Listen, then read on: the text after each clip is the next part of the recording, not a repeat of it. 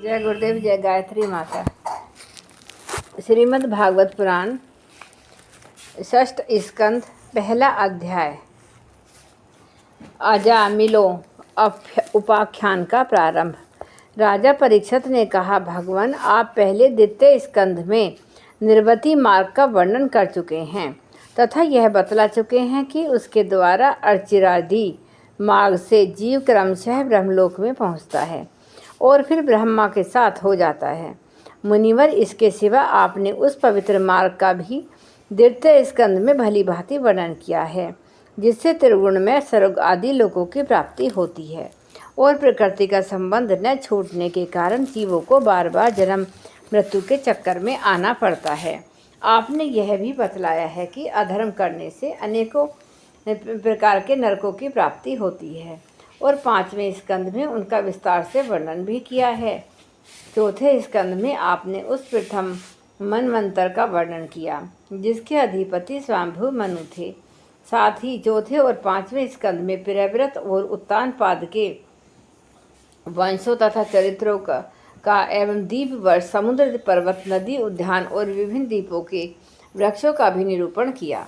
भूमंडल की स्थिति, उसके द्वीप वर्ष आदि विभाग, उनके लक्षण तथा परिमाण, नक्षत्रों की स्थिति, अतल वितल आदि भूभिवर, सात पाताल और भगवान ने इन सब की जिस प्रकार सृष्टि की उसका वर्णन भी सुनाया।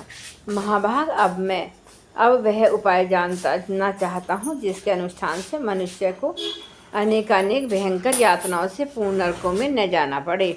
आप कृपा करके उसका उपदेश कीजिए। श्री सुखदेव जी ने कहा, मनुष्य मन, वाणी और शरीर से पाप करता है। यदि वह उन पापों का इसी जन्म में प्रायश्चित न कर ले तो मरने के बाद उसे अवश्य ही उन भयंकर यातनापूर्ण नरकों में जाना पड़ता है, जिनका वर्णन मैंने तुम्हें पांचवें स्कंद के अंत में सुनाया है।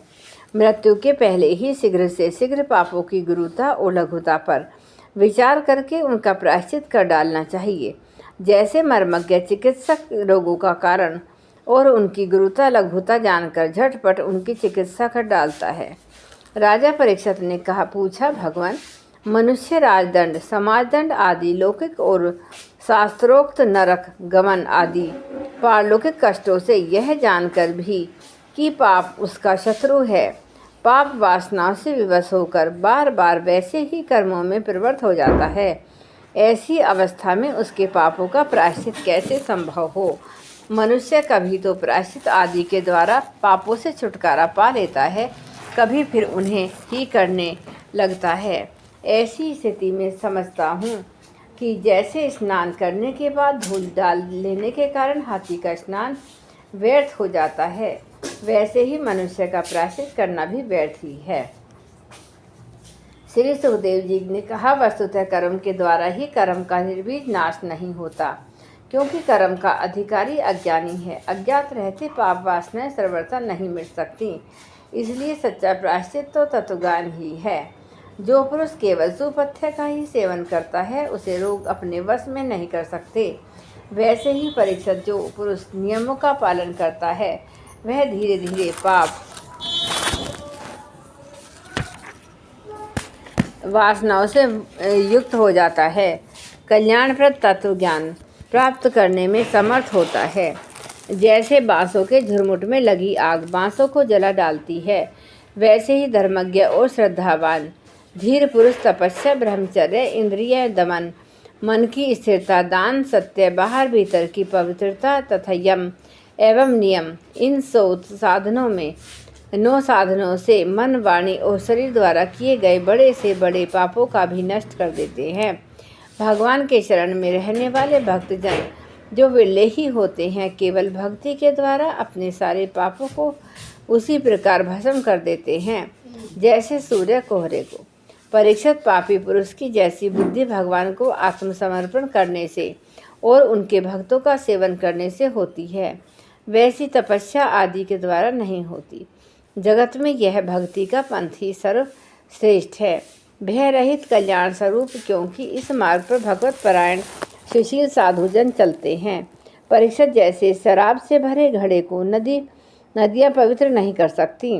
वैसे ही बड़े बड़े प्रायश्चित बार बार किए जाने पर भी भगवद मुख मनुष्य को पवित्र करने में असमर्थ है।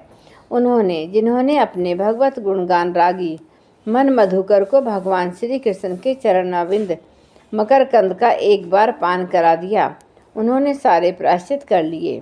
वे सपन में भी यमराज और उनके पासधारी दूतों को नहीं देखते, फिर नरक की तो बात ही क्या है। परीक्षित, इस विषय में महात्मा लोग एक प्राचीन इतिहास कहा करते हैं। उसमें भगवान विष्णु और यमराज के दूतों का संवाद है। तुम उससे सुनो। कान्यकुब्ज नगर कन्नौज में एक दासीपति ब्राह्मण रहता था। उसका नाम था अजामिल। दासी के संसर्ग से दूषित होने के कारण उसका सदाचार नष्ट हो चुका था। वह पतित कभी बटोइयों को बांधकर उन्हें लूट लेता, कभी लोगों को जुए के छल से हरा देता, किसी का धन धोखाधड़ी से ले लेता तो किसी का चुरा लेता।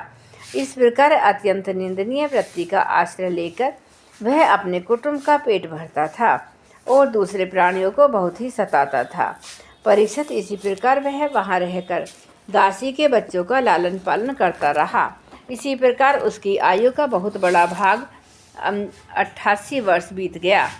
बूढ़े अजामिल के 10 पुत्र थे।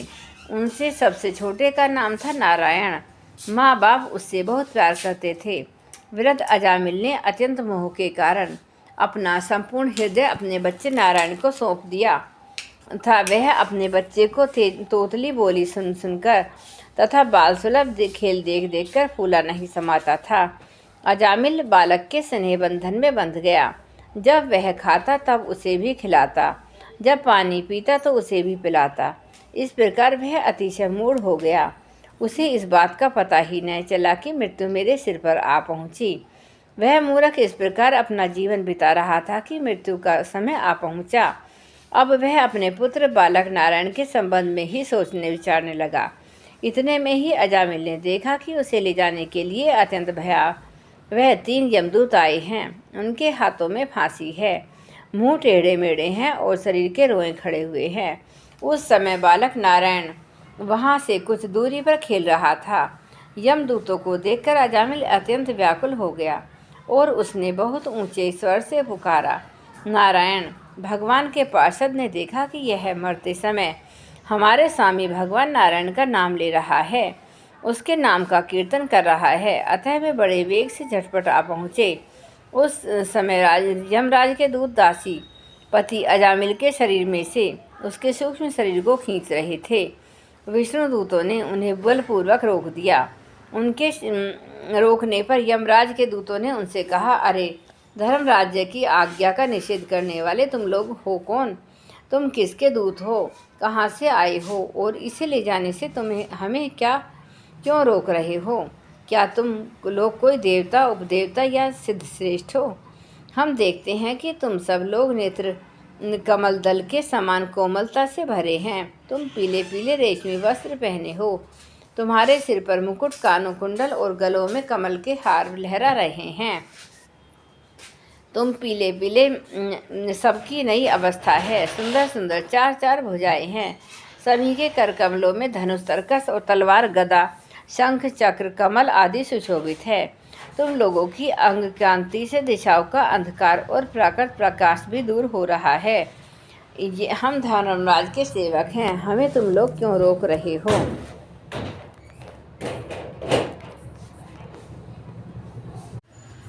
श्री सुखदेव जी कहते हैं, परीक्षित, जब यमदूतों ने इस प्रकार कहा तब भगवान नारायण के आज्ञाकारी पार्षदों ने हंसकर मेघों के समान गंभीर वाणी से उनके प्रति यूँ कहा।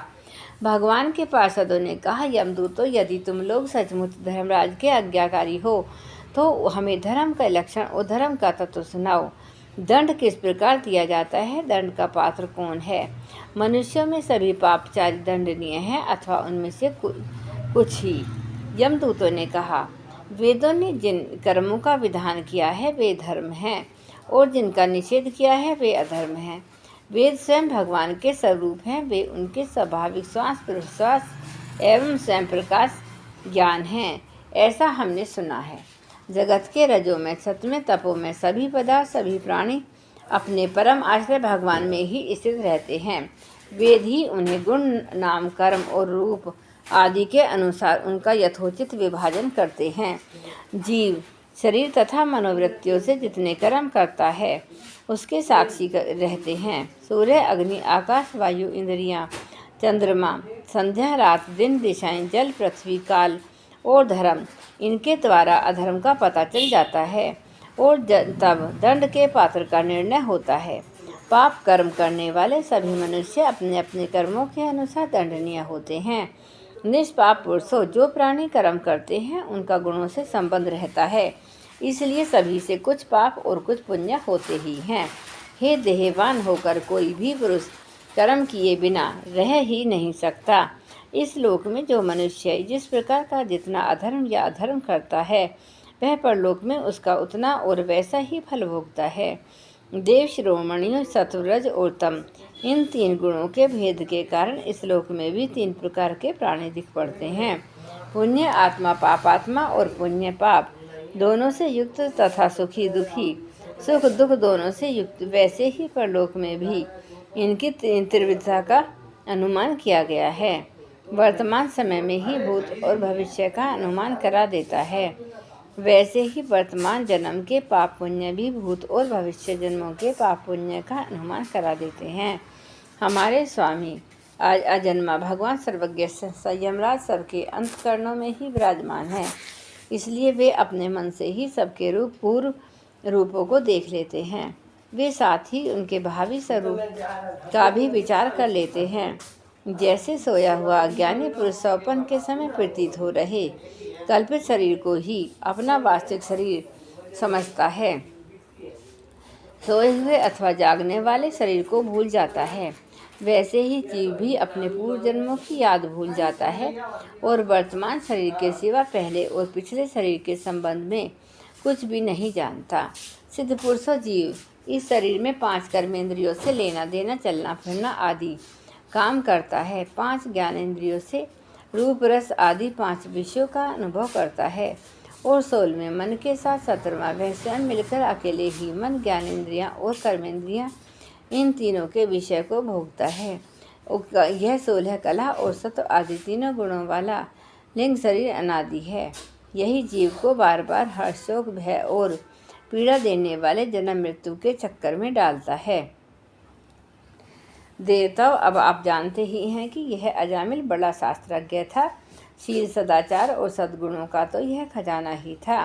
ब्रह्मचारी, विनयी, जितेंद्रिय, सत्यनिष्ठ, मंत्रवेत्ता, पवित्र भी था।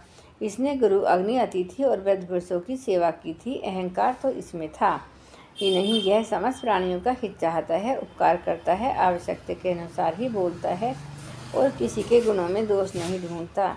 एक दिन यह ब्राह्मण अपने पिता के आदेशानुसार वन में गया। वहाँ से फल फूल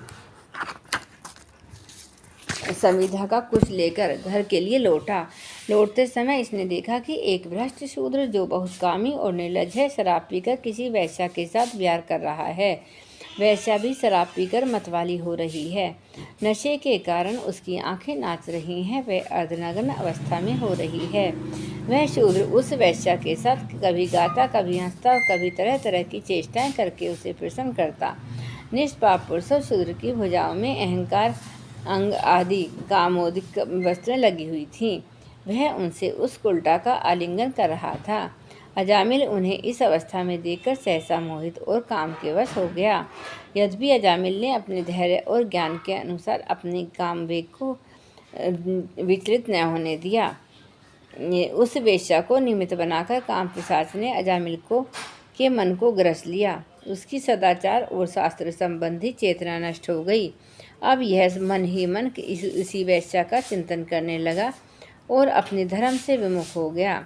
अजामिल सुंदर सुंदर वस्त्राभूषण आदि वस्तुएं जिनसे वह प्रसन्न होता ले आता, यहाँ तक कि इसने अपने पिता की सारी संपत्ति देकर भी उसी उल्टा को रिझाया। यह ब्राह्मण उसी प्रकार की चेष्टा करता है जिससे वह वैश्या प्रसन्न हो।